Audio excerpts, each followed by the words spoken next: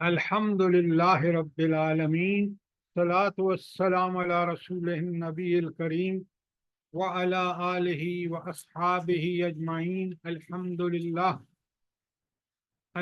للہ الذی ہدانا لہذا وما كنا لنہتدی لولا ان ہدانا اللہ۔ رب اشرح لی صدری ویسر لی امری واحلل عقدۃ من لسانی یفقہوا قولی، آمین یا رب العالمین۔ ہم نے سورہ کہف شروع کر رکھی ہے، اور سورہ کہف کے بارے میں حدیث موجود ہے کہ کبھی تو حکم آیا ہے کہ پوری کی پوری سورہ کہف جمعے کو پڑھیں، اور بعض حدیث میں یہ بھی ہے کہ آپ پہلی 10 آیات پڑھیں یا آخری 10 آیات۔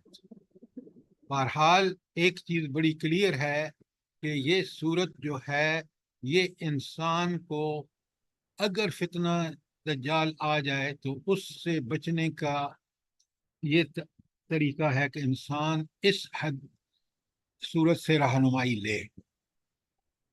اچھا، اب میں نے کل آپ کو پوری طرح لکھوا دیا ہے کہ اس کے ہتھیار کیا ہوں گے دجال کے، اور اس سے بچنے کے لیے مومن کو کون سی تدابیر اختیار کرنی چاہیے، اور وہ ساری چیزوں کی رہنمائی اس صورت میں ملتی ہے۔ مثلا سب سے پہلی چیز جو ہمیں ہمارے اندر وہ مضبوط ایمان جیسا مضبوط ایمان اصحاب کہف کا تھا، وہ کون سی چیز ہے جو وہ اس ایمان کو ہمارے اندر مستحکم کرتی ہے؟ کون سی چیز ہے؟ ایک حسن لفظ عمل میں جواب۔ حسن عمل اللہ پہ توکل اور احسن عمل۔ کیا بات کر رہے ہیں؟ شروع کی آیت ہے نافع پہلی، علم تک۔ قرآن مجید، قرآن مجید جس میں کوئی کجی نہیں، جس کے اندر کوئی شک و شبہ کی گنجائش نہیں، وہ کتاب ہے جو اس کتاب کے ساتھ اس اپنا اللہ کے ساتھ تعلق مضبوط کر لے گا تو وہ بچ سکے گا۔ کیوں نہیں آپ سمجھتے؟ قرآن کی آیات کو پڑھ رہے ہیں تو ذرا غور سے پڑھیں۔ تو پہلی چیز جو چیز، اور میں نے آپ کو بڑی لمبی حدیث 2 پیجز کی بھیج دی ہے کہ جس میں آخر یعنی آخری زمانے میں فتنوں سے بچنے کی واحد جو راہ ہے وہ قرآن مجید ہے۔ اچھا، ذرا ناہید اختر صاحبہ اپنا مائک بند کریں۔ اس کے بعد یہ بھی بتا دیا دوسری آیت میں کہ قرآن بشیر بھی ہے اور نذیر بھی ہے۔ اب آپ ان 2 الفاظ کا اگر مفہوم ٹھیک ہم سمجھیں، آپ یقین مانیں یہ ہمارے بہت سارے مسائل کا حل یہی ہے۔ بشیر قرآن ان کے لیے ہے جو قرآن کے مطابق اپنی زندگی کو استوار کر لیں، اسی کے عقیدے کو صحیح عقیدہ سمجھ کر اس پر یقین کر لیں، اسی کی عبادات کو اپنا لیں، اسی کے اخلاق کے مطابق اپنے اخلاق بنا لیں، معاملات اسی کے مطابق کریں، حقوق اللہ ہوں یا حقوق عباد ہوں وہ اس قرآن کے مطابق کریں، ان کے لیے خوشخبری ہے اس دنیا میں بھی اور آخرت کی دنیا میں بھی۔ اور دوسری بات، قرآن ان لوگوں کے لیے نذیر ہے جو اپنی خواہشات کے پیچھے چلیں، جو شیطان کے پیچھے چلیں، جو طاغوت کے پیچھے چلیں، جو قرآن کو چھوڑ دیں۔ کتنی بڑی بات ہے اور کتنا ایک میسج ہے قرآن کا کہ یہ قرآن بشیر بھی ہے اور نذیر بھی ہے۔ بالکل اسی طرح قرآن کہتا ہے کہ حضور نبی کریم صلی اللہ علیہ وآلہ وسلم بشیر بھی ہیں اور نذیر بھی ہیں۔ اس کے بعد قرآن کا سب سے انٹرسٹنگ مضمون یہ ہے کہ قرآن اس بشارت کی جو اصل چیز ہے وہ یہ ہے کہ تمہیں آخرت میں دائمی لاجواب اور بے مثال جنت ملے گی اگر تم نے قرآن کے مطابق ایمان اور عمل صالح کر لیا تو۔ ٹھیک ہو گئی بات؟ آیت 4 اور 5 میں بتا دیا کہ یہ جو نصارہ شرک فی الذات کر رہے ہیں، کار تو یہود بھی رہے تھے، اور قریش مکہ کل میں نے تفصیل سے آپ کو بتایا تو وہ بالکل جھوٹ ہے، اور اللہ کا کوئی شریک نہیں ہے، نہ اس کی ذات میں، نہ اس کی صفات میں، نہ اس کے حقوق میں۔ اور پھر آیت نمبر 6 میں بتایا کہ نبی کریم صلی اللہ علیہ وآلہ وسلم سخت پریشان ہے کہ یہ لوگ ایمان کیوں نہیں لاتے، اتنے پریشان ہیں کہ کہیں اپنے آپ کو ہلاک نہ کر بیٹھے۔ تو یہ نبی کریم صلی اللہ علیہ وسلم کیوں پریشان تھے کہ ایمان لوگ نہیں لا رہے، اس کی وجہ کیا ہے؟ نبی صلی اللہ علیہ وآلہ وسلم کی پریشانی کی وجہ کیا ہے؟ نبی کریم صلی اللہ علیہ وسلم کو سارا کچھ پتا تھا، سارے معاملات ان کو پتا تھے، جنت دوزخ سب، ہر چیز سب، اس وجہ اب سے۔ غور سے سنیں، آپ کی آواز نہیں آ رہی۔ بات یہ ہے کہ نبی کریم صلی اللہ علیہ وآلہ وسلم کی پریشانی کا سبب یہ تھا کہ یہ قرآن جو ان کے لیے دنیا اور آخرت دونوں کی سراسر بھلائی ہے، اس پر ایمان نہیں لائیں گے تو یہ دنیا میں بھی آخرت میں بھی ذلیل ہوں گے۔ اگر ایمان لے آئیں گے، اس کے مطابق اپنی زندگی استوار کر لیں گے، تو دنیا آخرت کی خوشخبریاں ہیں ان کے لیے۔ یہ تھی پریشانی کی وجہ، یہ تھی آیت 6۔ اور آیت 7 میں اللہ تعالیٰ نے بڑا کلیئرلی بتا دیا، میں نے ایک پورا ہینڈ آؤٹ آپ کو بھیجا ہے کہ یہ دنیا، آرائش دنیا ایک امتحان ہے، اور منکرین کی وجہ بھی، منکرین جو قرآن کے منکر ہیں، جو اللہ پر ایمان نہیں لاتے، ان کی ایک وجہ یہ بھی ہے کہ وہ دنیا کی آرائش میں پوری طرح دھنس گئے ہیں۔ اور آخرت میں بتا دیا آیت نمبر 8 میں کہ دنیا کا انجام جو ہے وہ ہم وَإِنَّا لَجَاعِلُونَ مَا عَلَيْهَا صَعِيدًا جُرُزًا، تو جو کچھ اس زمین پر ہے ہم اس کو ایک چٹیل میدان بنا دیں گے۔ یہ آرائش دنیا بڑی عارضی ہے۔ کوئی سوال؟ آیت نمبر 8 تک، 1 تا 8 میں نے خلاصہ آپ کے سامنے بیان کیا ہے۔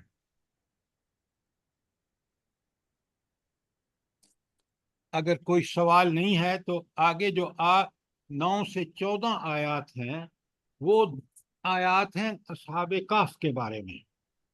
اور اصحاب کہف وہ لوگ ہیں جو تھے تو عیسائی لیکن پکے مسلمان تھے، ان کا عقیدہ توحید، عقیدہ آخرت، عقیدہ رسالت بڑا پکا تھا۔ اور ان کے بارے میں جب یہ واقعہ 9 تا 26 میں بیان فرمایا تو اس کا مقصد یہی ہے کہ ہر فتنے سے تم بچ سکتے ہو، بشرطے کہ کیا شرط ہے؟ جلدی بتائیں۔ مضبوط ایمان سر، ایمان پکا ہونا چاہیے، ہاں، اور پکا سچا ایمان، جس میں آپ اللہ تعالیٰ کے لیے ہر مشکل، ہر مصیبت، ہر تکلیف کو برداشت کرنے کا آپ کے اندر اللہ تعالیٰ نے اس پکے سچے ایمان کی وجہ سے جو طاقت اور استقامت دے دی ہے، جب وہ آپ کو نصیب ہوتی ہے تو آپ، اسی لیے یہ بتایا کہ دیکھ لو یہ مثال ہے اصحاب کہف کی کہ کتنا پکا ایمان تھا ان حالات میں کہ ان کو اگر وہ اس کو ریفیوز کر رہے تھے، ان کے کافروں کی ساری ڈیمانڈز کو انہوں نے لات مار دی، اور اللہ پر ایمان کی وجہ سے انہوں نے قبول کر لیا کہ ہم غار میں پناہ لیتے ہیں، تو اللہ تعالیٰ نے کیا انعامات کیے ان کو۔ سوچیں ذرا، 309 سال تک سلائے رکھا۔ یہاں اللہ تعالیٰ یہ بھی بتا رہے ہیں کہ تم دیکھ لو یہ جو قیامت واقع ہوگی یہ بالکل برحق ہے۔ یہ 309 سال کے بعد جب اٹھائے گئے تو ان کو بالکل صحیح سلامت اٹھے اور کہنے لگے جیسے کہ ہم نیند سے کچھ دیر ہی سوئے ہو گئے۔ بالکل یہی بات میں نے کل آپ کو وہ آیات ساری بتا دی جو آخرت میں لوگ کہیں گے کہ دن میں دنیا میں چند روز رہے۔ تو کوئی سوال جو کل تک میں نے پڑھایا ہے آپ کو، یہ سورہ اصحاب کہف کا واقعہ؟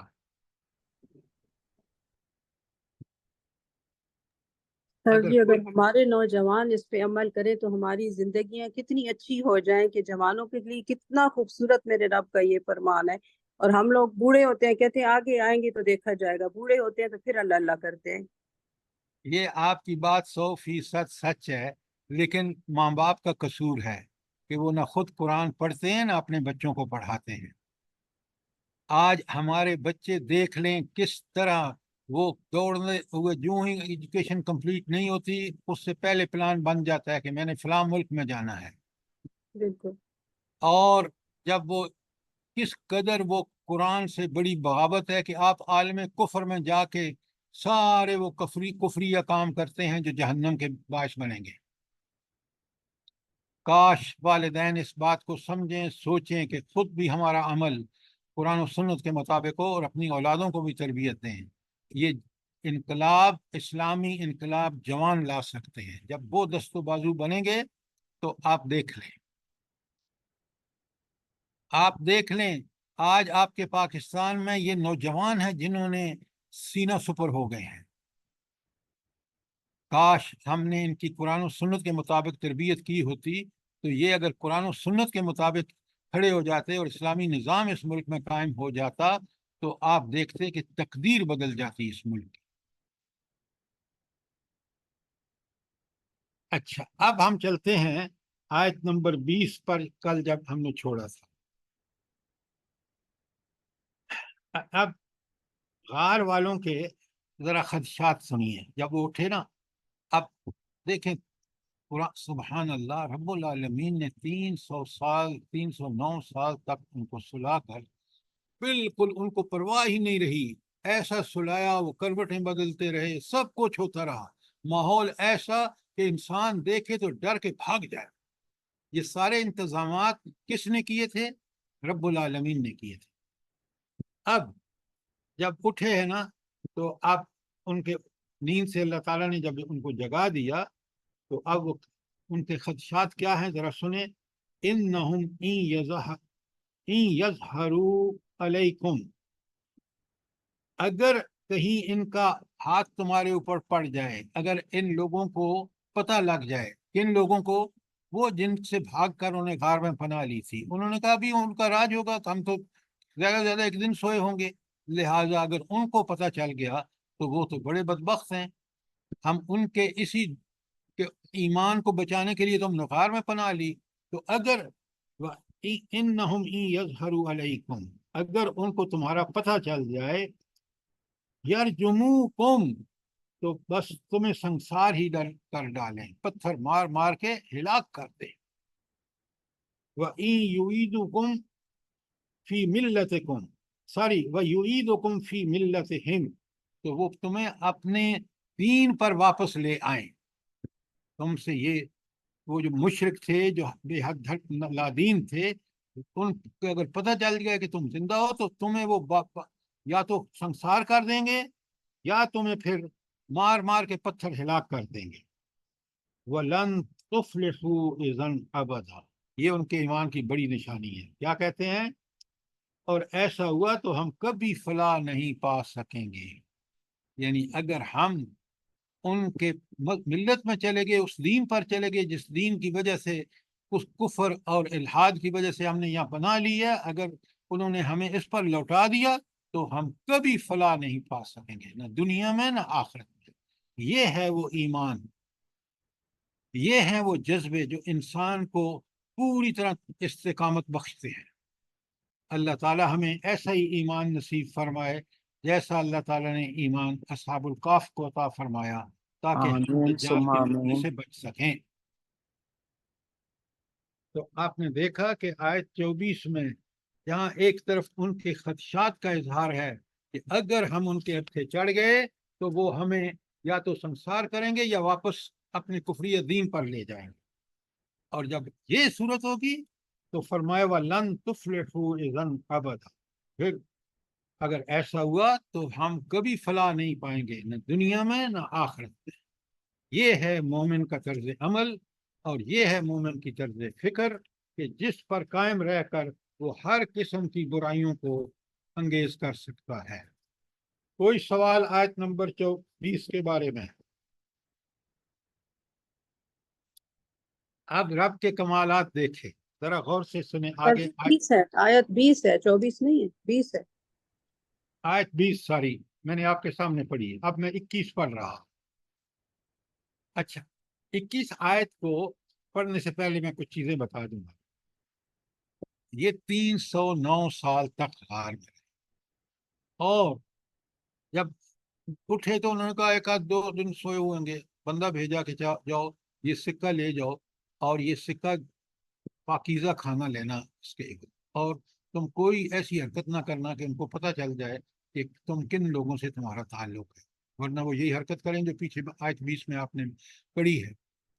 جب وہ بندہ گیا اور اس نے جو سکہ دیا تو جناب وہ سکہ جس کو ملا کھانا دینے کے لیے وہ حیران پریشان ہو گیا کہ یہ سکہ تو آج سے 300 سال سے پرانا سکہ ہے۔ اس نے فوراً اس سے پوچھا کہ تم کون لوگ ہو، کہاں سے آئے ہو، یہ سکہ تمہارے پاس کہاں سے آیا؟ اب یہ بندہ پریشان ہو گیا اور ان کو پتہ چل گیا کہ یہ وہی اصحاب کہف ہیں جن کے بارے میں ہمارے ہاں مختلف واقعات اور قصے مشہور ہیں۔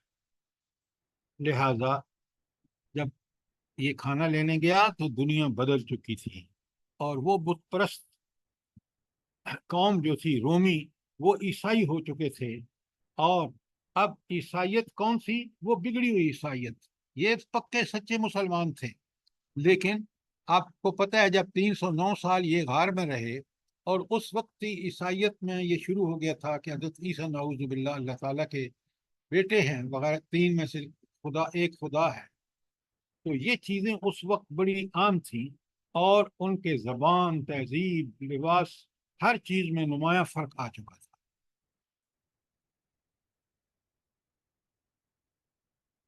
کیسا فرق آ چکا تھا بلا؟ جیسا آج ہمارے تہذیب رہن سہن میں بالکل اسلام کے الٹ ہے۔ آپ دیکھ لیں کس طرح ہمارے تعلیمی نظام ہے، کس طرح ہمارا عدل کا نظام ہے، کس طرح ہمارا عدل و انصاف کی بجائے ظلم اور بربریت کا کتنا بڑا مظاہرہ ہو رہا ہے۔ لہذا اب جب یہ بندہ پہنچا تو آپ دیکھیں کہ اس کو سکے نے جو ہے ان سب کو پتہ چل گیا کہ یہ کون لوگ ہیں۔ اب یہ دوڑے اور پہنچ گئے وہاں پر سارے لوگ، کیونکہ بہرحال وہ قصہ مشہور تھا اور قصے کا ایک فرد ان کے سامنے آ گیا تھا۔ تو اب سنیں آیت تو آپ کو سمجھ آ جائے گی۔ آیت میں اللہ تعالیٰ فرماتے ہیں وَكَذَلِكَ أَعْثَرْنَا عَلَيْهِمْ، اسی طرح ہم نے اہل شہر کو ان کے حال سے مطلع کر دیا۔ تو وہ بخبر ہوئے ان کے حال سے، کس کی وجہ سے؟ جلدی بتائیں، کیسے پتا چلا ان کو؟ سکے کی وجہ سے۔ ہاں، اس پرانے سکے کی وجہ سے۔ اب اللہ فرماتے ہیں یہ اللہ تعالیٰ نے کیوں کیا کہ ان کو مطلع کر دیا؟ لِيَعْلَمُوا أَنَّ وَعْدَ اللَّهِ حَقٌّ، تاکہ وہ جان لیں کہ اللہ کا وعدہ برحق ہے۔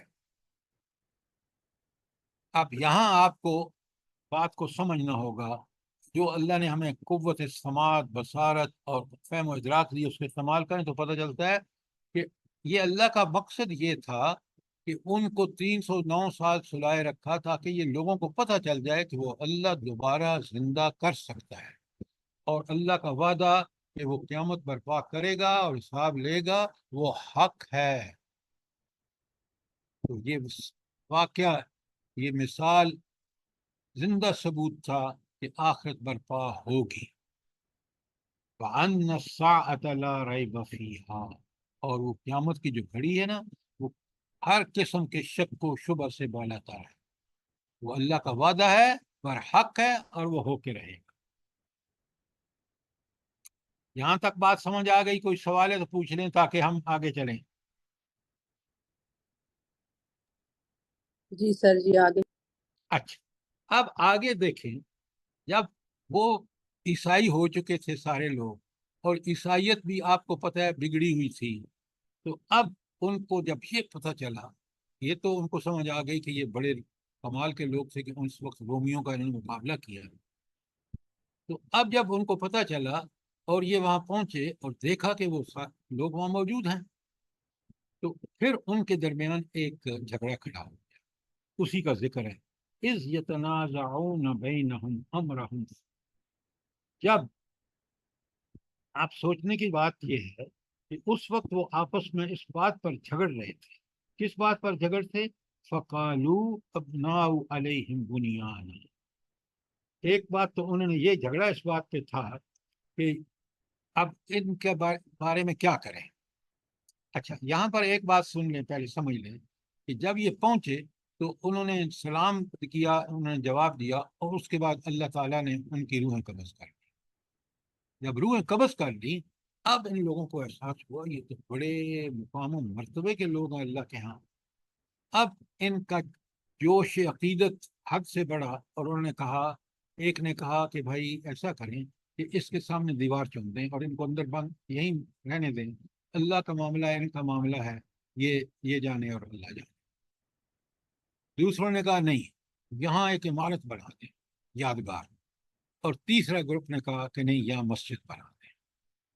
یہ تین رائے سامنے آئیں ان عیسائیوں کے جو اس وقت اس ملک پر حکمران تھے، اور یہ بگڑے ہوئے عیسائی تھے. ان کا عقیدہ توحید برباد ہو چکا تھا، اس لیے کہ انہوں نے تین خداؤں کا وہ اپنا وہ مان لیا جس کا کبھی اللہ کے نبی عیسیٰ علیہ السلام نے.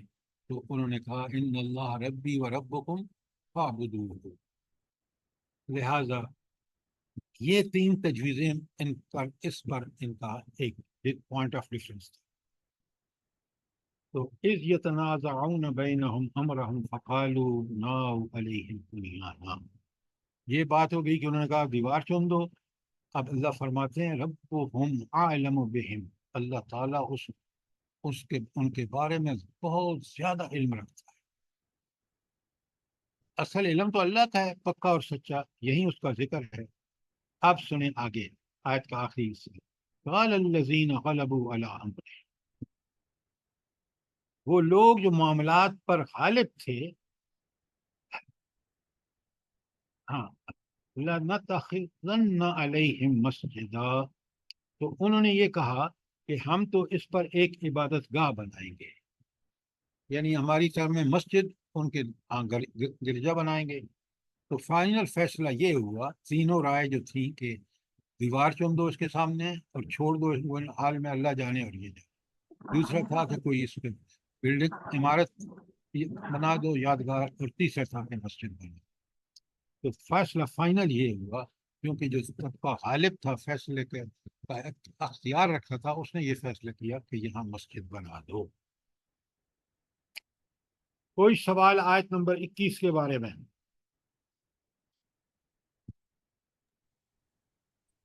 سر یہ یادگار کی جو بات کہہ رہے ہیں نا کہ فائنل فیصلہ ہوا، لیکن یہ ہمیں کوئی دلیل نہیں ملتی ہے کہ وہ عمل میں بھی آیا تھا فیصلہ، یا صرف جو آپ یہ کے سامنے ہے کہ تینوں یہ ان کے درمیان جھگڑا تھا کہ دیوار چن دیں یا یادگار بنا دیں یا مسجد بنا دیں. اب بتا دیا آیت میں صاف کہ فائنل فیصلہ جو صاحب اقتدار نے کیا وہ یہ تھا کہ اس پر ایک عبادت گاہ بنا دو، اور انہوں نے وہ عبادت گاہ بنا دی. بات کلیئر ہے؟ یہ جو آپ نے آخر میں کہا نا عبادت گاہ بنا دی، اس کی ذرا دلیل ہے سر کہیں؟ بھائی آپ کی آیت کے اندر موجود ہے کہ کون سا الفاظ؟ ہاں سنیں بڑے غور سے. قال الذین غلبوا علی امرہم لنتخذن علیہم مسجدا. تو انہوں نے جو غالب گروہ تھا اس نے کہا کہ ہم اس پر مسجد بنائیں گے. سر جی یہ اس وجہ سے تھا کہ وہ شرک میں مبتلا تھے، اس وجہ سے وہ اس قسم کی عمارت تعمیر کی انہوں نے. اب مجھے ایک بات بتائیں پہلے آپ، شرعی حیثیت کیا ہے اسلام میں کہ ان جگہوں پر مسجدیں اور عبادت گاہیں بنانی چاہیے مقبروں پر یا نہیں؟ نہیں سر، نہیں بالکل. میں ساری حدیث آپ کے سامنے رکھتا ہوں. بالکل نہیں بنانی چاہیے. وجہ یہ ہے کہ آج آپ دیکھ رہے ہیں مسلمان مقبروں پر جو مسجدیں بنی ہوئی ہیں وہ کس قدر شرک اور بدعت کا وہاں لوگ ارتکاب کرتے ہیں. مسجد بالکل اپنی جگہ پہ ہونی چاہیے، ایسی جگہ ہونے چاہیے کہ جہاں اللہ کی خالص عبادت ہو. جب مقبروں پہ مسجدیں بنائی جاتی ہیں تو وہ مقبروں کے نام ہو جاتی ہیں اور پھر طرح طرح کی بدعات اور شرک شروع ہو جاتے ہیں. تو یہ کیونکہ بگڑے ہوئے، جس طرح ہم بگڑے ہوئے مسلمان ہیں، آج دیکھ لیں مقبروں پر آپ ذرا جا کے یہاں اسلام آباد میں دیکھ لیں بڑی امام پر. تو یہاں پر یہ بات انہوں نے بگڑے ہوئے عیسائیوں نے کی جیسے آج ہم بگڑے ہوئے مسلمان کر رہے ہیں. کوئی سوال اور کوئی چیز جو کلیئر نہ ہوئی ہو؟ صاحب جی یہ قبرستان کے اندر ادھر اسلام آباد میں قبرستان ہے، ادھر مسجد بھی ہے، تو یہ ٹھیک ہے؟ یہ مسجد نہیں ہونی چاہیے، اس لیے کہ بدعقیدہ لوگ پھر ان سجدوں کو منسوب کرنا شروع کر دیتے ہیں کہ شاید یہاں کے لوگ جو دفن ہیں فلانا فلانا، اور یہ چیز اس دین توحید کی روح کے خلاف ہے.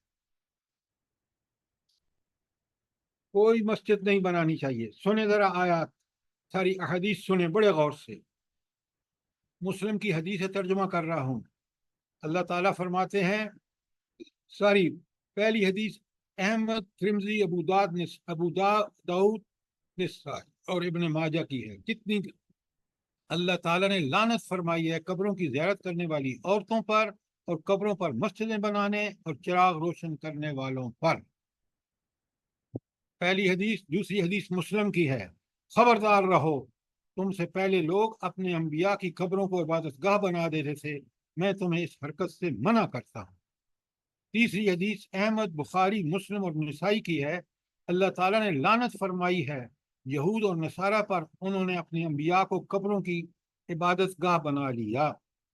اور آخری حدیث احمد اور بخاری اور مسلم اور نسائی کی ہے، ان لوگوں کو کا کیا حال تھا کہ ان پر کوئی مرد صالح ہوتا تو اس کے مرنے کے بعد اس کی قبر پر مسجدیں بناتے اور اس کی تصویریں تیار کرتے، یہ قیامت کے روز بدترین مخلوق ہوں گے. یہ ہے تصور، کیونکہ عبادت صرف اللہ کی جا سکتی. اگر ذہن میں کوئی شائبہ ہو عبادت میں کہ یہ میں دعا مانگ رہا ہوں اور فلاں ولی کے ذریعے مانگی ہے قبول ہوگی، یہ شرک ہے. دعا مانگنا عبادت ہے اور صرف اللہ سے مانگی جائے گی. وہاں لوگ پتہ نہیں کیا کیا وضو کر کے نماز پڑھ کے پھر بدعات کرتے ہیں.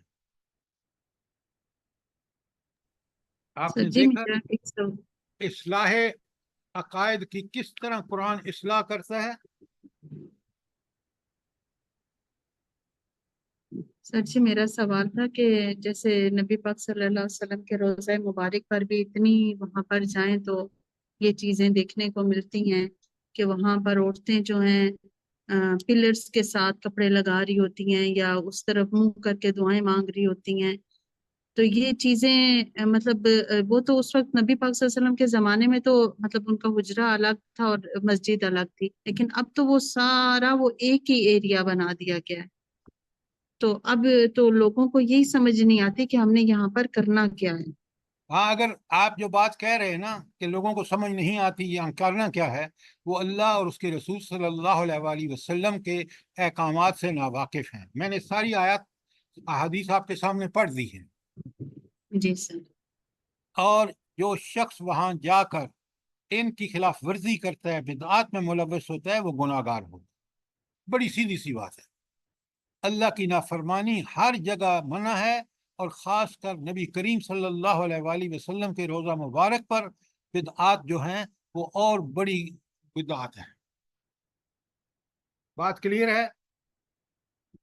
جی سر، جزاک اللہ. یہی جو قرآن کو سمجھنے کا فائدہ ہے کہ ہمیں ایگزیکٹ اللہ کے احکامات پتہ چل جاتے ہیں اور ہم ان پر عمل کر کے اللہ کی رضا حاصل کر سکتے ہیں. کوئی شک و شبہ نہیں رہتا. دیکھیں نا، اسی سورہ کاف کو ہر جمعے کو ہم پڑھتے ہیں، اکثر لوگ پڑھتے ہیں، لیکن اگر ان مضامین کو سمجھ کے پڑھا جائے تو کس قدر ہماری عقائد اور اعمال کی اصلاح ہو جائے اور اللہ تعالی ہمیں اس ایمان کی لذت سے آشنا کر دے جو ایمان کی جیسا ایمان اصحاب کاف کا تھا. اب آ جائیے آج 21 پر. اللہ تعالیٰ فرماتے ہیں وَكَذَلِكَ أَعْثَرْنَا عَلَيْهِمْ. تو اس سر طرح یہاں سے پڑھ سَيَقُولُونَ، جی یہ 21 یہاں سے 22 پڑھنی ہے سر، 22 22 پڑھنی ہے. میں ہاں جی اس چیز کا 22. ترجمہ پڑھ رہا ہوں تاکہ آپ اچھی طرح سن لیں. وَكَذَلِكَ أَثَرْنَا عَلَيْهِمْ، اور اسی طرح سر ہم نے سر 21 یہ سیقولون ثلاثۃ رابعہم کلبہم، 21 کا کون سا ایسا کہہ رہے ہیں؟ سیقولون سر 21 یہ 22ویں آیت ہے، 22ویں آیت ہے یہ۔ پہلے قرآن کو اچھی طرح دیکھیں، 21 پھر سن لیں تاکہ پوری طرح بات سمجھ میں آ جائے، اور پھر میں 22 پڑھوں گا۔ وَكَذَلِكَ أَثَرْنَا عَلَيْهِمْ، اسی طرح ہم نے ان لوگوں کو ان کے حال سے خبردار کر دیا۔ کس سے؟ لِيَعْلَمُوا، تاکہ وہ جان لیں، أَنَّ وَعْدَ اللَّهِ حَقًّا، کہ اللہ کا وعدہ قیامت برپا ہوگی، یہ وعدہ برحق ہے۔ کہ کس طرح 309 سال تک ان کو سلائے رکھا، پھر اللہ نے اٹھا دیا، بالکل اسی طرح انسان قبروں میں ہوں گے، اور اللہ تعالیٰ جب دوسرا سور کی حکم دے گے فرشتے کو تو وہ یہ اٹھ کھڑے ہوں گے، بالکل اسی طرح جس طرح یہ لوگ اٹھ کھڑے ہوئے۔ وَأَنَّ السَّاعَةَ لَا رَيْبَ فِيهَا، اور قیامت کی گھڑی میں کسی شبے کا، کوئی شک و شبے کا کوئی گنجائش نہیں ہے۔ تو آپ نے دیکھا کہ رب العالمین نے کس طرح بڑا کلیئرلی بتا دیا اور سب ثبوت دے دیا کہ آخرت ہوگی، حساب کتاب ہوگا۔ تو یہ بات جو ہے یہ مثال ہے اس کی عملی مثال۔ اب آگے سنیے، اذ یتنازعون بینہم امرہم، جب ان کے درمیان یہ جھگڑا شروع ہو گیا کہ بھئی کیا کیا جائے، تو ایک گروہ نے کہا قالوا ابنوا علیہم بنیانا، کہ ان پر ایک دیوار چن دو، تاکہ غار کے سامنے، کیونکہ اب مر تو گئے ہیں، اللہ کے ہاں جو کچھ اللہ کا ان کا معاملہ ہے، اب ہم دیوار چن دیتے ہیں۔ اللہ تعالیٰ فرماتے ہیں ربہم اعلم بہم، اللہ تعالیٰ جو کچھ بھی معاملات ہیں وہ خوب جانتا ہے۔ قال الذین غلبوا علی امرہم، ان میں سے جو لوگ غلبہ رکھتے تھے، یعنی جن کا فیصلہ مانا جاتا تھا، انہوں نے کیا کہا، لنتخذن علیہم مسجدا، ہم اس پر مسجد بنائیں گے، اور آج وہ مسجد وہاں موجود ہے۔ تو یہ اگر کوئی سوال ہے تو پوچھیں، ورنہ میں آگے چلتا ہوں آیت 22 پر۔ اللہ سر جی تعالیٰ یہ سر دو باتیں، ایک نے کہا تھا کہ دیوار چن دیں اور دوسروں نے کہا کہ مسجد بنا دیں، یہ دو باتیں ہیں۔ نہیں، وہ تیسری رائے بھی تھی جو مفسرین نے لکھی ہے کہ یہاں ایک مانومنٹ بنا دو، یادگار بنا دو۔ یہ تو ہر زمانے میں رہا ہے کہ بگڑے ہوئے لوگ جو ہیں یہ اندھی عقیدت ہے کہ اللہ اور رسول کا کیا حکم ہے آپ وہ کریں۔ بات کلیئر ہے؟ اب آگے چلتے ہیں آیت نمبر 22 پر۔ سر جی ایک سوال ہے، یہ جو یادگار کی آپ نے بات کی ہے، تو ہمارے ہاں یہ جو یادگاریں بنائی گئی ہیں جیسے مینار پاکستان ہے اور مختلف قسم کی، تو یہ بھی تو جائز نہیں ہے دیکھیے، اگر آپ نے یہ عبادت گاہیں نہیں ہے، نہ یہاں کوئی عبادت کرتا ہے، یہ ایک یادگار ہے کہ 1947 میں یہاں فیصلہ ہوا تھا، تو لہٰذا ان چیزوں کو ان کے ساتھ نہ جوڑیں۔ یہ وہ یادگاریں ہیں جو مذہبی مقامات پر بنائی جاتی ہیں۔ ٹھیک ہو گیا؟ جی جزاک اچھا، اللہ۔ اب دیکھیں، جب ان واقعات سے بجائے اس کے کہ ہم سبق لیں کہ اللہ تعالیٰ نے یہ بات کیوں سمجھائی ہے ہمیں، کیا اس کے مقاصد ہیں، ہم جب ایک الٹے چکروں میں پڑ جاتے ہیں۔ اب ان کی تعداد کے بارے میں سنیں، کیا اس وقت کے جاہے لوگوں نے جو اللہ کی منشا کو نہیں سمجھتے تھے، انہوں نے کیا کیا اس کے بارے میں فلسفے گھڑے۔ سیقولون، تو کچھ لوگ کہیں گے ثلاثۃ رابعہم کلبہم، وہ 3 تھے اور چوتھا ان کا کتا تھا۔ اور پھر کچھ لوگ کیا کہیں گے، وہ یقولون، اور کچھ دوسرے لوگ کہہ دیں گے خمسۃ، وہ 5 تھے، سادسہم کلبہم، 7واں ان کا کتا تھا۔ اللہ تعالیٰ فرماتے ہیں رجمن بالغیب، یہ سب بے تکی ہانکتے ہیں، اس کا کوئی پتہ کسی کو نہیں ہے، اور اب یقین سے کہتے ہیں کہ نہیں، کچھ لوگ کہتے ہیں 3 تھے چوتھا کتا تھا، کچھ کہتے ہیں 5 تھے چھٹا کتا تھا، اور اللہ تعالیٰ فرماتے ہیں کہ یہ سب بے تکی باتیں ہانک رہے ہیں، اور کچھ اور کیا کہتے ہیں، وَيَقُولُونَ سَبْعَةٌ ثَامِنُهُمْ كَلْبُهُمْ، اور کچھ لوگ کہتے ہیں کہ وہ 7 تھے اور 8واں کتا تھا۔ قُلْ رَبِّي أَعْلَمُ بِعِدَّتِهِمْ، ان کی تعداد کو اللہ تعالیٰ خوب جانتے ہیں، مَا يَعْلَمُهُمْ إِلَّا قَلِيلٌ، اللہ تعالیٰ فرماتے ہیں کہ کم ہی لوگ ان کی صحیح تعداد جانتے ہیں، اور پھر اللہ تعالیٰ بتاتے ہیں کہ تمہارا ان معاملات میں کیا رویہ ہونا چاہیے، فَلَا تُمَارِ فِيهِمْ إِلَّا مِرْءً ظَاهِرًا، بس سرسری بات سے بڑھ کر ان کی تعداد کے معاملے میں لوگ بحث نہ کریں، وَلَا تَسْتَفِتْ فِيهِمْ مِنْهُمْ أَحَدًا، اور نہ ان کے متعلق کسی سے پوچھو، یہ باتیں اس کا ہدایت سے کوئی تعلق نہیں ہے، لہٰذا یہ جو طرح طرح کی بے تکی لوگ باتیں ہانک رہے ہیں، بس ان سے درگزر کرو، ان کو چھوڑو اور اصل بات کو سمجھو۔ اچھا، اس آیت 22 میں ان کی تعداد کتنی معلوم ہوتی ہے؟ سر کتنی کوئی کہہ رہے ہیں 3 تھے، کوئی کہہ رہے ہیں 5، کوئی آپ کہہ سے رہے میں نے ہیں سوال کر رہا ہوں، آپ اس کا جواب دے رہے ہیں کہ آیت میں یہ ہے، میں پوچھ رہا ہوں کہ اس آیت سے کیا معلوم ہوتا ہے کہ ان کی تعداد پاسبلی کتنی تھی؟ سر یہ سر اس اللہ کی ہی پاک معلومات جانتا ہے۔ جی اللہ تعالیٰ اللہ ہی پاک خوب جانتا ہے ہے۔ کہ ان کی کیا تعداد۔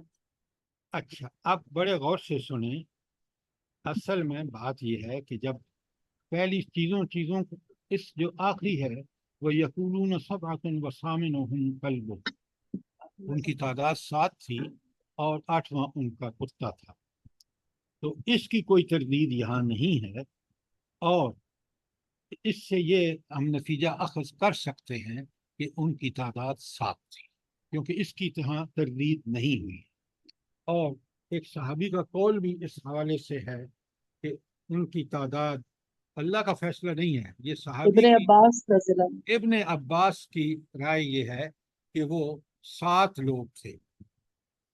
دیکھیں نا، ہمیں بھی قرآن کی روح کو سمجھنا چاہیے، اور جو باتیں ہم اخذ کر سکتے ہیں اور صحابی کا قول ہمارے سامنے موجود ہے، تو وہ اللہ نے نہیں بتایا، صحابی کہتے ہیں کہ وہ 7 تھے۔ اب بات سمجھ آ گئی آپ کو؟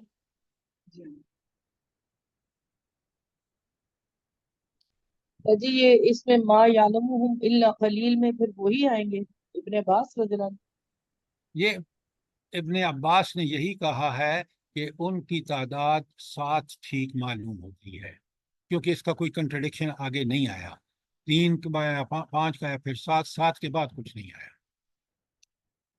اور اصل بات جو اللہ تعالیٰ فرما رہے ہیں نا یہاں اس آیت میں، وہ یہ ہے کہ سبق آموز جو پہلو ہیں ان کو غور سے دیکھیں، اور اہل ایمان کی ہدایت جو ہے اس کو پیش نظر رکھیں، باقی ان بحثوں سے سرسری گزر جائیں، لیکن جو ہدایت کا پہلو ہے اس کو پوری اچھی طرح اخذ کر کے اس کے مطابق عمل کریں۔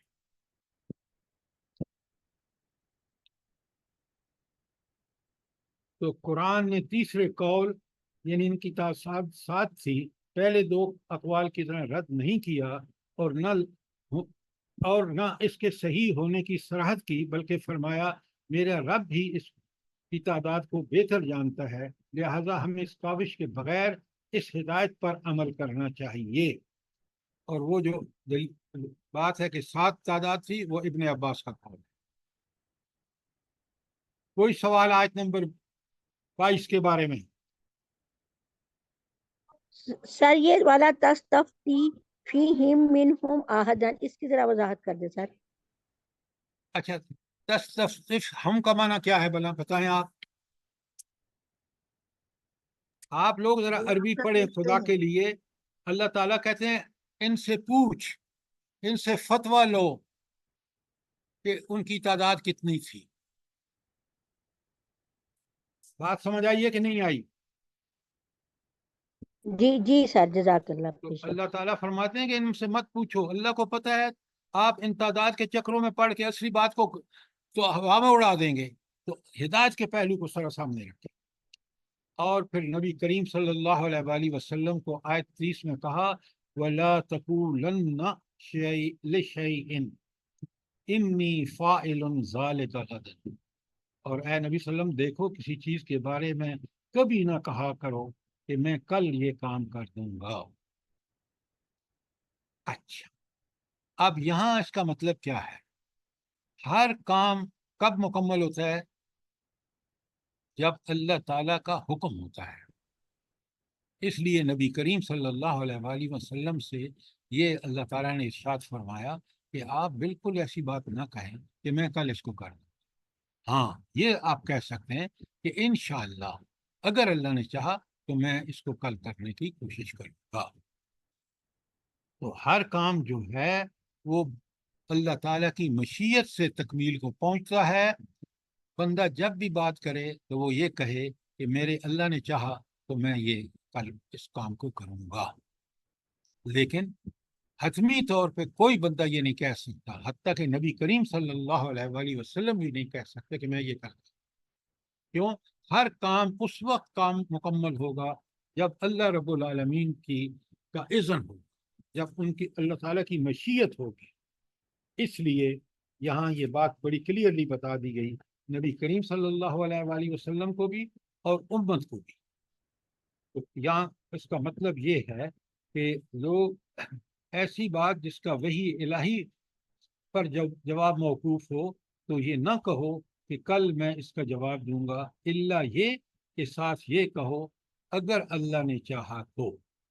یہ بات آپ اور میں بھی نوٹ کر لیں کہ ہمیں بھی جب بھی کوئی کام کسی سے کرنا ہو تو ہم کہیں کہ ہم یہ کام کریں گے اگر اللہ نے چاہا انشاءاللہ کا لفظ. اچھا، اب آپ ذرا غور سے دیکھیں، یہاں بڑی پیاری بات ایک کہی گئی ہے کہ اسی ایمان کا مظاہرہ کیا اللہ کے نبی صلی اللہ علیہ وآلہ وسلم. اور پھر آپ نے دیکھتے ہیں کہ رب العالمین نے ہجرت کا میں پیش آنے والے واقعات کی طرف، یہ بھی تو ایک طرح کی ہجرت تھی نا ان کی سابقات کی، کہ وہ ان سب کو چھوڑ چھاڑ کے اور غار میں آ کے پناہ لے لی. اللہ رب العالمین دیکھیں ان واقعات کو رب کس طرح نبی کریم صلی اللہ علیہ وسلم کی ہدایات کا ذریعہ بناتے ہیں. تو یہ اشارہ اس کا طرف تھا کہ عنقریب ہجرت کا معاملہ پیش آنے والا ہے. چنانچہ کچھ دنوں بعد ہی یہ مرحلہ پیش آ گیا اور آپ غار ثور میں پناہ لینے کے لیے مجبور ہو گئے. مگر آپ کو غار میں صرف 3 دن گزارنے پڑے. اس کے بعد جب آپ مدینہ پہنچے تو کامیابی کی راہیں آپ پر کھلتی چلی گئیں. ذرا غور فرمائیں کس طرح اس بات کو نبی کریم صلی اللہ علیہ وآلہ وسلم کی ہدایت اور رہنمائی کے لیے کہ یہ واقعات آپ کو بھی پیش آئے. کوئی بات آیت نمبر 23 کے بارے میں؟ اب سنیے آیت نمبر 24. اللہ تعالیٰ فرماتے، پیچھے فرمایا نا کہ آپ یہ نہ کہیں کہ میں کل کرنے والا ہوں کوئی کام، بلکہ کیا کہیں الا ان یشاء اللہ.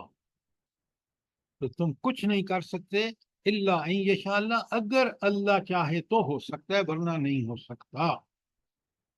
اچھا، اب ایک اور نقطہ جو ہمارے آپ کے لیے اللہ تعالیٰ نے نبی کریم صلی اللہ علیہ وآلہ وسلم کو فرمایا وَاذْكُرْ رَبَّكَ اِذَا نَسِيتَ.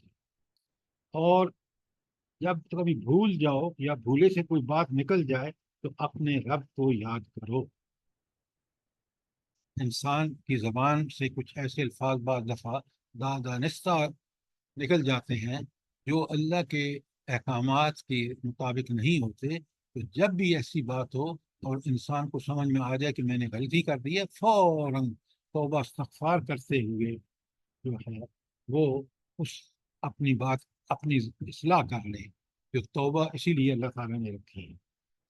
اور پھر فرمایا وَقُلْ، اور اے نبی کا کہو عَسَىٰ أَن يَهْدِيَنَّ رَبِّي لِأَقْرَبَ مَنْ حَازَ رَشَدَ. اور تو فوراً رب کو یاد کرو اور کہو امید ہے کہ میرا رب اس معاملے میں ہدایت سے قریب تر بات کی طرف میری رہنمائی کرے گا. کیوں؟ رہنمائی بھی اللہ ہی کرتا ہے، لیکن ایک بات یاد رکھیں، اللہ ان کی رہنمائی کرتا ہے جو اللہ کی طرف رجوع کرے، جو اللہ سے اپنی نعوذ باللہ بیزاری کا اعلان کریں، اس کے احکامات کی پرواہ نہ کریں. اللہ کی بھی کوئی پرواہ نہیں. کیوں؟ اللہ تو اللہ الصمد بے نیاز ہے ان چیزوں سے. یہ اس کا کرم ہے کہ اس نے ہمیں ہدایت کی طرف جب بھی ہم رغبت کرتے ہیں تو اپنا احسان فرماتے ہیں، بندے کی رہنمائی کریں. لیکن جو رہنمائی کے لیے اللہ سے طالب نہیں ہوتا، اللہ اس کو بھی اس کی کوئی پرواہ نہیں.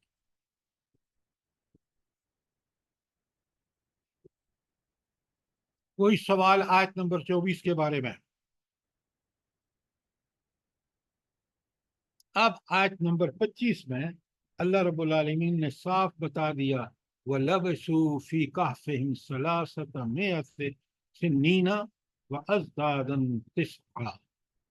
وہ 309 قمری سال جو ہے کہ مطلب غار میں رہے. 300 بنتے ہیں شمسی حساب سے اور 309 بنتے ہیں قمری حساب سے. تو 309 قمری سال وہ غار میں رہے.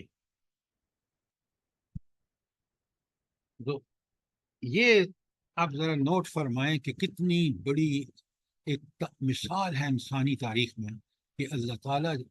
دیکھیں، ایک تو ہم کہتے ہیں نا یہ جی فطری طریقے ہیں کہ ہم نیند آتی ہے سوتے ہیں اٹھ جاتے ہیں اٹھ کے، لیکن یہاں بالکل اللہ، یہ فطرت بھی اللہ کے کنٹرول میں ہے، اس کے احکامات سارے. یہ 5 دفعہ وہ جب چاہتا ہے تو ان چیزوں کو بدل دیتا ہے. وہ لوگ 309 سال سوئے رہے کچھ دیر کی بجائے، تو یہ سب اللہ کے حکم سے تھا. اللہ کا کنٹرول ہے اپنے احکامات پر، اور جس طرح چاہتا ہے وہی آگ جو انسان کو جلاتی ہے حضرت ابراہیم علیہ السلام کے لیے گلے گلزار بن گئی.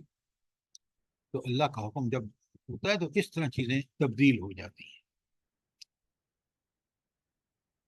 تو اب آپ دیکھ رہے ہیں کہ اللہ تعالیٰ نے کتنا زبردست احسان، اور اللہ تعالیٰ نے وہ معاملہ کیا ان کے ایمان کی وجہ سے، ان کی دعاؤں کی وجہ سے، کہ وہ اتنے بڑے فتنے سے اللہ تعالیٰ نے ان کو کس کامیابی سے نکالا.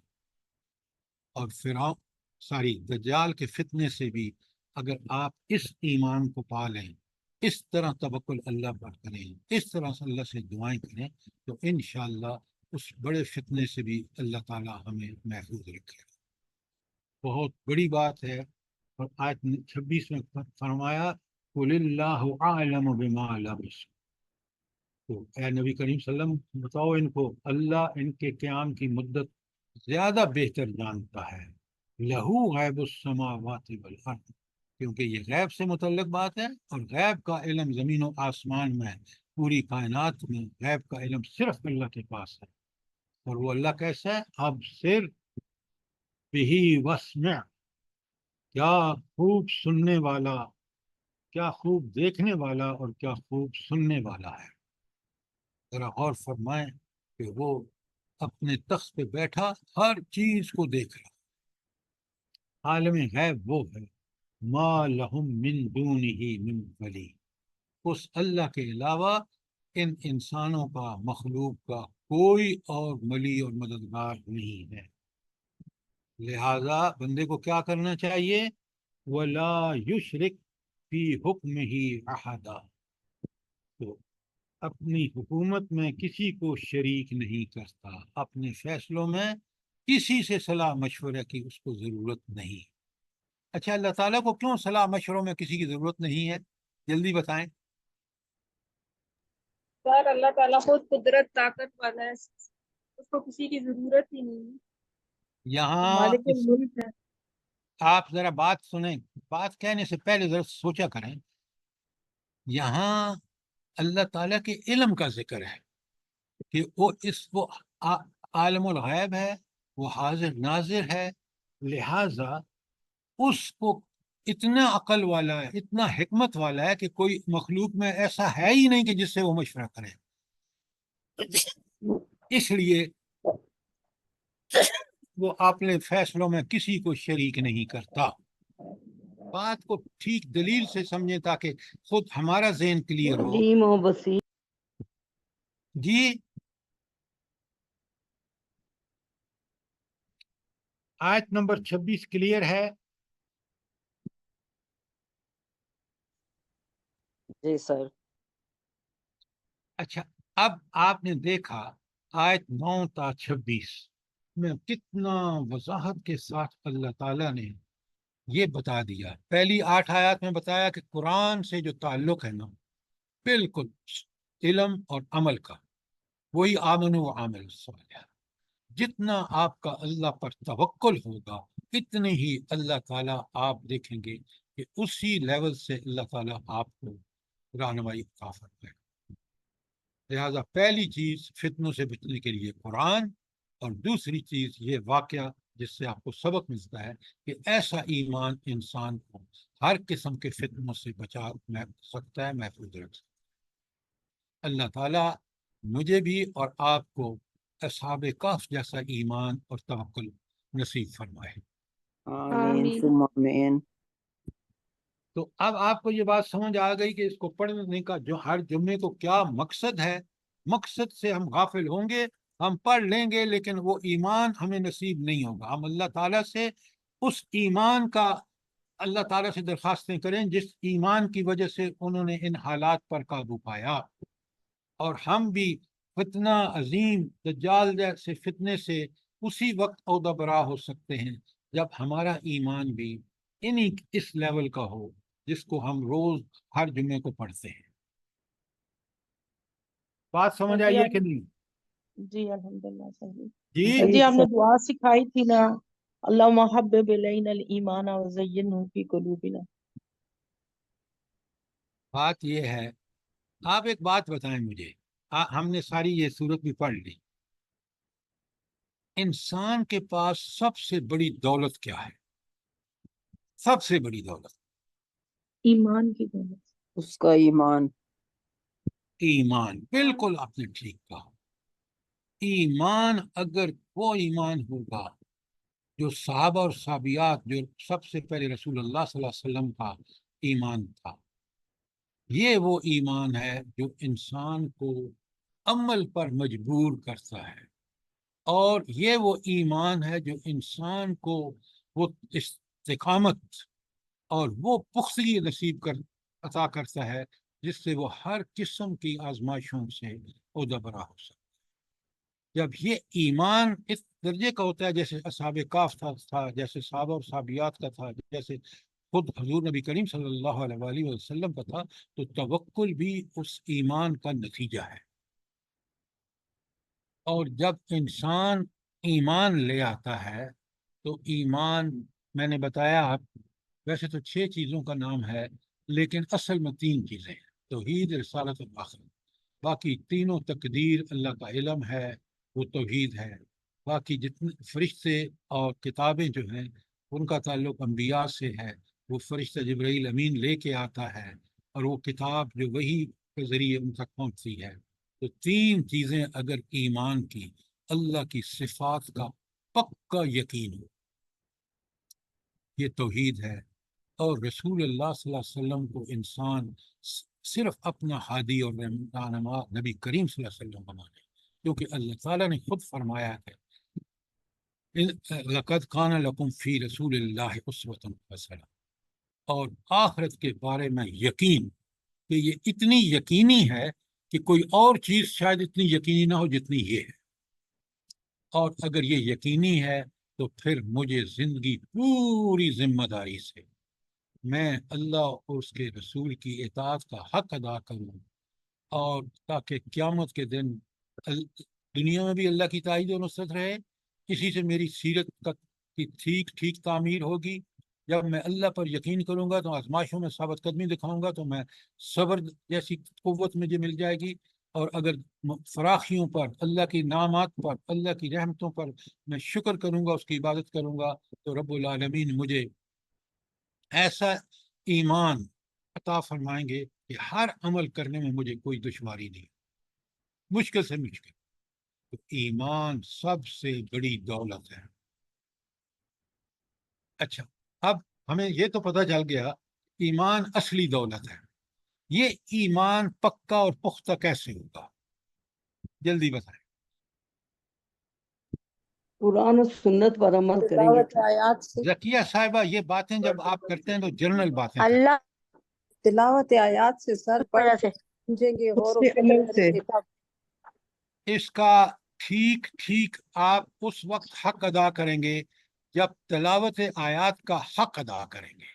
تلاوت آیات کا حق کیا ہے؟ پڑھ کے سمجھ کے غور و فکر کر کے ان کی حقانیت پر یقین پیدا ہو جانے کے بعد جب اس پر عمل کرتے ہیں تو یہ ایمان پکا سچا اور اس کے مطابق عمل، یہ ہے وہ چیز جو آپ کے ایمان کو پختہ کرتی چلی جاتی. یہ باتیں بالکل اچھی طرح سمجھیں، ان پر عمل کریں تو اللہ تعالیٰ ہمیں بھی وہی ایمان نصیب فرمائے گا جو ان اصحاب کہف کا تھا. سر آپ نے کہا کہ جتنا اللہ پہ توکل ہوگا اسی لیول کا. سر اس جملے کو پورا کریں. میں کہہ رہا ہوں، پہلے غور سے سنیں، جس قدر ہم تلاوت آیات کر کے، تلاوت آیات کا مطلب ہے ان کو پڑھ کے سمجھ کے ان کی غور و فکر کر کے ان پر یقین کر کے اس کے بعد ان کے مطابق عمل کریں گے تو یہی چیز پکا اور سچا ایمان ہے. اسی سے ہمارا توکل بھی بڑھے گا، اسی سے ہمارے اللہ کے ساتھ تعلق بھی بڑھے گا، اور انہی کو قرآن نے اولو الالباب کہا ہے. یہی وہ لوگ ہیں جو ذکر اور فکر کرتے ہیں. اور اگر آپ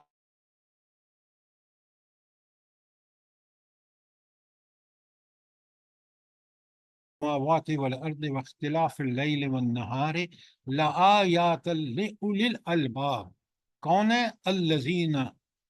تو یہ ساری دونوں آیات پھر پڑھیں، سمجھیں. جتنا آپ قرآن پر غور کریں گے، جتنا غور و فکر کریں گے، یہ تلاوت آیات کا تقاضا ہے، اتنا ہی آپ کا اور میرا ایمان پختہ اور پکا ہوگا. شاباش. کوئی سوال، کوئی چیز کلیئر نہ ہوئی ہو؟ جی سر، میرا سوال یہ ہے کہ انسان بعض دفعہ دو حالات کے درمیان میں ہوتا ہے، پتہ نہیں چلتا کہ یہ عاجزی ہے اور تکبر کے درمیان نا.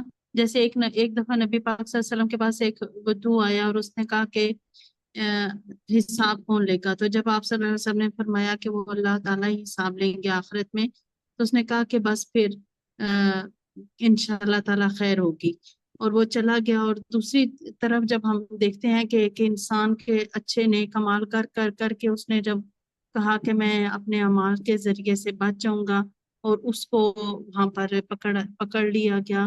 تو یہ جو دو چیزوں کے درمیان ہے، اس سے بہت ڈر لگتا ہے کہ کس طرف انسان کبھی مطلب اچھا کام کریں تو یہ یقین اللہ تعالیٰ کی ذات پر ہو کہ انشاءاللہ تعالیٰ وہ اپنی رحمت سے بخش دیں گے، لیکن یہ سمجھ نہیں آتی کس جگہ پہ رکنا چاہیے.